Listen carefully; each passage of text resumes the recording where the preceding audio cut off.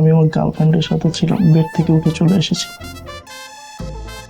আমি ভাবলাম তোর সাথে আমার মনে হয় কিছু হবে, একসাথে আমরা আজকে থেকে রিলেশনে যাব। আমি সেই প্রিপারেশন নিয়ে চলে এসেছিলাম দোস্ত। আমি এই লোকের মতন একটা ছোট লোক, জানোয়ার, কি তোর খচ্চর লোক দেখি নাই। বাসার ভর্তি ছাড় পোকা, পরীক্ষার আগে রাত্রে পড়তে বসছি, খাটের তলা দিয়ে ছাড় পোকা বের হচ্ছে। বাহ, এগুলো সরাবে না। সে অস্ট্রেলিয়ার মতন বাসাতে ছাড় পোকা থাকে, তাও খাটের মধ্যে। আমার এই বাড়িতে থাকা সম্ভব না। যে সুন্দর ভাই বললাম যে আঙ্কেল এভাবে করে তো বাড়িতে থাকা যায় না।